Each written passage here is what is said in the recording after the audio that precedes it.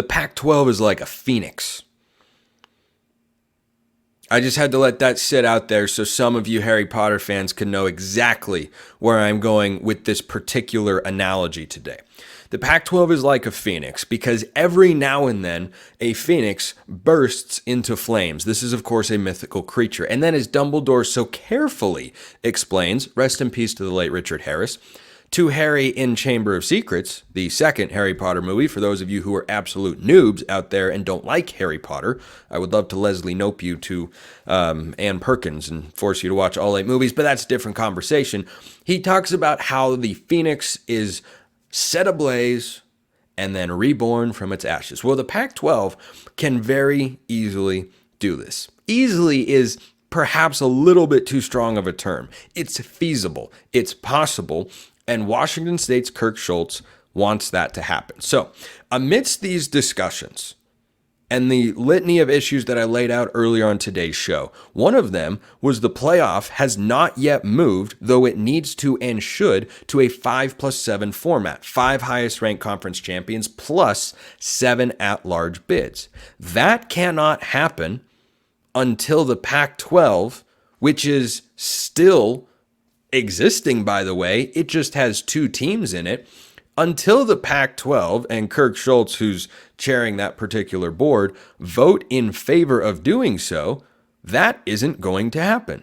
And so Kirk Schulz brought a proposal amidst all of these discussions that got some pushback, but he is flexing what little power he's got for the good people up in Pullman and Corvallis right now to try and put them in the best situation possible to rebuild the league one day from its ashes. Would it be the same? No, of course not. But I've talked many times before about rebuilding a league centered around the best teams out of the Mountain West and the best teams out of the American Conference. I think that is a viable path forward and one that could absolutely be on the table. A reverse merger with the Mountain West could also be on the table there. But Kirk Schulz is saying to the rest of the governors on the College Football Playoff Committee, I am not going to vote in favor, and a unanimous vote is required for 2024 and 2025. I'm not going to vote for your little proposal to go from 6+6 to 5+7 unless you ensure that the Pac-12 is going to continue getting college football playoff revenue once all of these dominoes start to fall in the realignment and college football playoff landscape.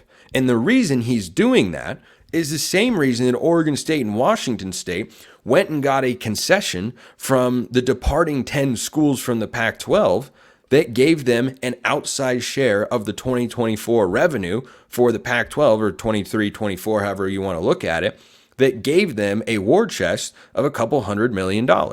They want to have financial assets at their disposal so that they can make moves to continue having a conference and build a conference. And remember the year 2026, because that is when everything, technically 2025, it could all go, well, 5, 6, we'll just go with 2026 for now because it's easier.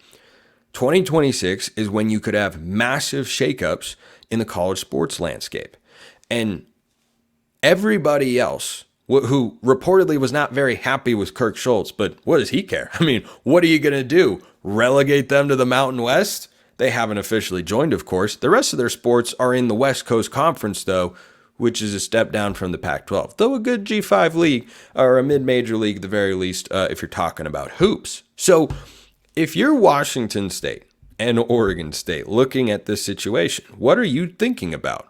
Well, in 2026, there is going to be an inflection year in college football, and we want to be prepared to act in a way that allows us to be as competitive as possible. How do you do that? Build the best conference you can. And they can do that using the war chest they got from the 10 teams that have departed, which, some of it pays out this year, some of it pays out next year, but it's a decent amount of money. And if they were to ensure that they get revenue, they keep their athletic departments competitive. And in the process, if they're able to ensure they get a certain amount as an officially recognized conference, then the revenue coming their way would also help them remain competitive, or as competitive as possible, in the national landscape of college sports and the changing conferences. And so Kirk Schulz is putting his foot down and saying, I'm not going to give you what you want until you can give me assurances that you can give us, Washington State and Oregon State, what we need to continue to succeed and thrive as best we can in this evolving landscape of college athletics, which has kicked us to the curb for absolutely no good reason. I mean, money is a good reason to some, but that's a different conversation. I don't think we need to go down that rabbit hole, but that is the crux of what Kirk Schulz is doing here, and I understand it. Now, how is that going to be received? This is the blowback that Kirk Schulz is getting publicly. I'm sure he's getting it privately as well, which is, dude, you are not a big power player here. That is what the world has told you. Stop acting like you've got weight to throw around. To which Kirk Schulz could say, that's weird. Seems like I've got some weight to throw around because you can't make the change that you want to do unless you get my vote. And so the Pac-12, which has a 2-year grace period, by the way, to exist as a conference under the NCAA minimum threshold of 8 teams, what if they played a conference championship, guaranteed, of course, to be between Oregon State and Washington State? What if they just did that? And what if one of them was good enough, and either one of them could be, by the way, to be ranked inside the top 25? They could be sneaking in there and grabbing an auto bid. But at the very least, the reason that Kirk Schulz has leverage here is there's not a single other conference commissioner, Big 12, ACC, Big 10, SEC, that want a 6+6 format next year. Because even if the Pac-2 champion is neglected from that discussion and would under no circumstance receive an auto bid, do you think that those other commissioners whose conferences get money the more teams they get into the playoff, need I remind you, would that happen and they look and they be happy about it when a team getting in, say, I don't know, Liberty, for instance, the football team, not the insurance company, just to be clear, would that happen? And the other conferences be okay with it? No, they wouldn't. But the rules are written as such that for the next 2 years, they can not change to a 5+7 unless they get a unanimous vote. Now, this is where a game of chicken is going to be played, because for 2026 and beyond, as I talked about, you're starting from scratch. New media deal, new playoff structure, new everything. And if the last impression that Kirk Schulz, representing the Pac-2, gave the power players in college sports and college football specifically was, I'm going to hold you hostage till you give me what I want, even if you don't want to give it to me, well, that might come back to bite him in the rear end a little bit later.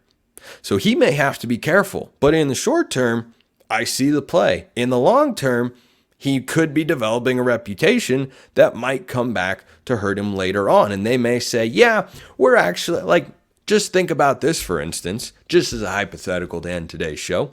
Let's say he gets some concessions out of them and they begrudgingly send the money over and everything like that and give the Pac some legitimacy and a chance to rebuild. And then they start from scratch in 2026 and they actually are just going to Power 2 conferences. Which of those conference commissioners is going to feel super inclined to do Kirk Schulz and Oregon State a solid in Pullman and Corvallis and include them in that mix when they've been left behind once before, and the last thing that they did together was one holding the other hostage? Game theory, I believe they call it, at least at some level. That may or may not be right. Why don't we end with that show? Me possibly misusing a particular term to try and sound smarter than I may be. Appreciate everyone listening. I'll see you next time. And until then, hope you have a wonderful rest of your day.